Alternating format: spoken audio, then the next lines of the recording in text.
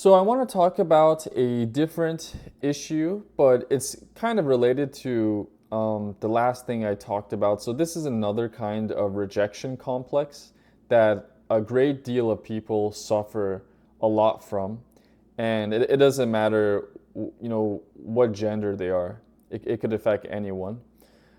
So the topic is about fears of rejection when it comes to dating. And I want to talk about why, some people are just afraid to ask another person out on a date in the first place. So there tends to be this false assumption that people who don't ask are just simply shy. They're too afraid to ask, and it's just a personality issue.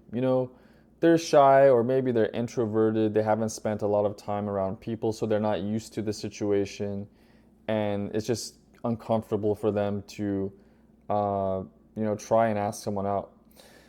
However, the truth of the matter is that there could be a strong interplay or like interconnection between a couple different factors here, between biology, sense of self worth, and maybe a bit of social conditioning involved here as well. So, the first reason why people are afraid of getting rejected on a date is because of this sense or feeling of social belonging. So this is tied to our evolutionary survival, our history, and that's because as humans we've evolved in groups. We're social creatures, and historically speaking, being excluded, being rejected, could have meant losing protection from your group, losing resources, could be related to food or water or shelter or other things, I don't know, or even your status, your name, your reputation. So hence your brain, your mind is wired into thinking that, social rejection is indeed a meaningful threat because of these reasons. And the crazy thing here is that research suggests social rejection activates some of the neural pathways as physical pain, which is kind of ironic and scary when you really think about it. Second, people tend to attach rejection to their overall identity. Like the moment someone says to them, they will unconsciously hear, I'm ugly, I'm not good enough, I'm not worthy of being loved. That's why she said no to me, or that's why he said no to me. They internalize this rejection extremely negatively, and sometimes this creates this dangerous thought process pattern. Whereas in reality, attraction isn't always necessarily a black and white concept. A rejection could also take place for different reasons. Maybe it has to do with timing because a person is busy working on their goals, or they're grieving the death of their grandmother, or it might have to do with compatibility issues. So think in terms of your aligned values. Maybe a person's religious, another person's not religious, so they don't want to be with you for that reason, or they have different political ideology. The person's a leftist, you're a rightist, and so the person doesn't like that fact. And it could have, other factors can explain why they may reject you too, like, lifestyle differences, or emotional availability is a good one, because maybe they want a particular kind of person who's going to give them plenty of attention. They're going to just shower them with attention, and even maybe something like gifts, right? Something tangible. And then there's like preferences, like, are you a cat dog person? If not, piss off. Do you drink or smoke? Because I don't want to be around people who don't drink or smoke or like barbecue. You got to be like me. Do you mind cooking for me once in a while? There are these choices, these preferences, and if you don't really match, they don't want you. It's as simple as that, and it's their right, to be frank, to think that way or have those expectations. It's just a choice. There are also circumstances to consider. So if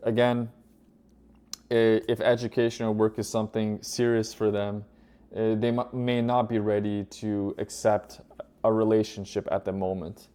Or maybe they're suffering from some kind of health related problem, like something related to skincare or cancer or something. So they don't want to be involved in a date at that time. Or maybe they're just already taken, right? So it's not always necessarily about your perceived self-worth. Whether or not you're attractive, cool, sexy, a fun person. So that's not always the case. Another aspect to consider here is related to the fact that modern dating makes relationships feel really intense, high pressured, and more consequential sometimes. Simply because people imagine that, rejection can lead to feelings of embarrassment, awkwardness, or gossip being spread about them, at school or the workplace. And this might lead to damage to their existing friendships, whether the friendships between the person they're asking out on a date or the people who are aware of the situation. And, they're afraid of public humiliation, and also this extreme fear of future loneliness. If people keep constantly rejecting me, I'm just going to die a lonely person. Like die a lonely old man or old lady. So to put it in another way, people have this habit or tendency of catastrophizing uncertainty, doubt, or assume the worst will happen to them before it happens, right? Then there's the idea of avoiding vulnerability. So they want to maintain face here. This is because asking someone out requires, revealing your desire for them. And, what comes with that at the same time is this feeling of uncertainty. Since many people are not really taught or trained how to accept vulnerability directly, they can experience the situation as danger. It's as if they've, exposed their major weakness to someone. And now that they've done that, they feel rather insecure about it. Not to mention, our past experiences shape our degree of sensitivity as well. So, say someone who experienced something like bullying in their life or harsh criticism, feelings of abandonment, repeated rejections, emotionally unavailable parents. They don't necessarily have to be the narcissistic type, they could be. And these are just, in general, by unavailable parents, I'm just referring to parents who are not that nice. They don't really provide warmth, empathy, compassion, responsiveness, any of those nice, feelings that we all, seek as human beings. And that's even if they're physically present in your life, even if they're feeding you, taking care of you in other ways, they're just lacking in this regard. And, this becomes a way of basically trying to prevent social risk.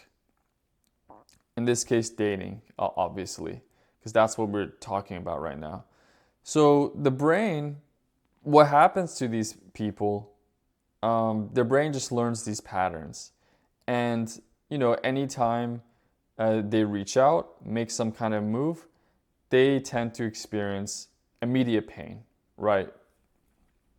And last but not least, there's this kind of, psychological notion, understanding of ego protection, which just functions to preserve, possibility, right? This realm of possibility.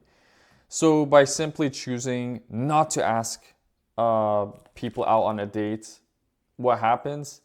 They may tell themselves, they may justify this to themselves that, maybe they would have liked me. I don't know. I really don't know because I never really tried. Who knows? But asking, on the other hand, creates a more clear outcome, right? And certainty sometimes, at least if they receive a rejection, right, can feel scarier than fantasy.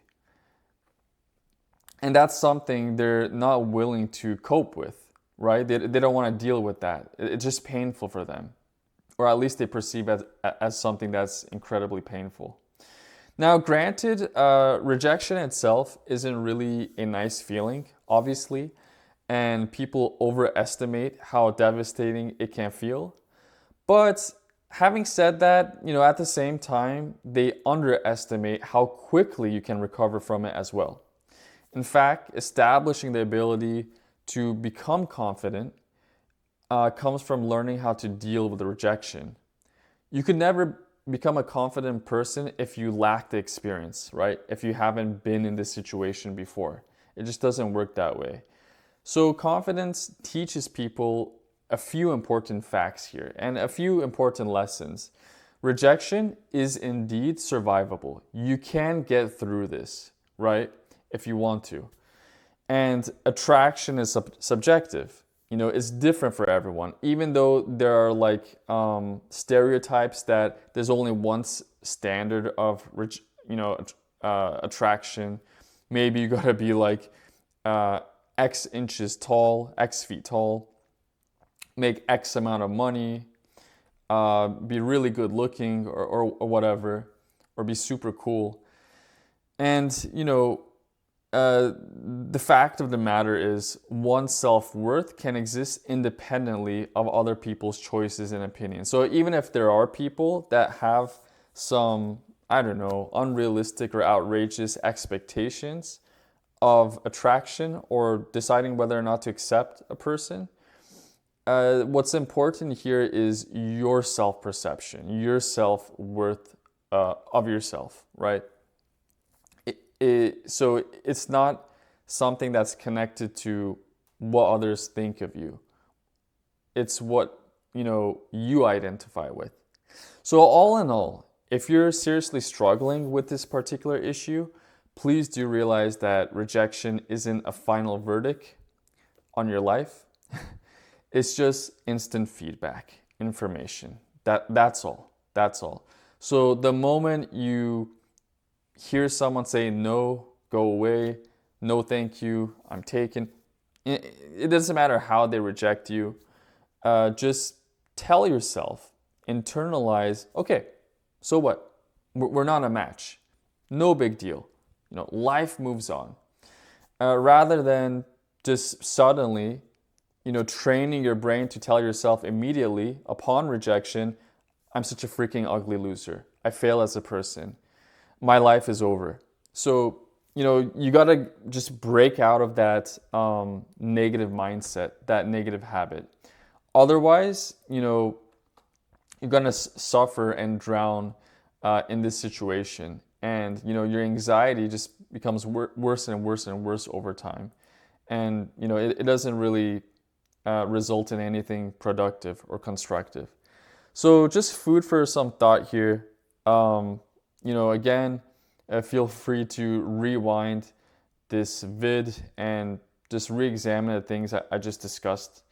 And we're going to be talking about more issues coming soon.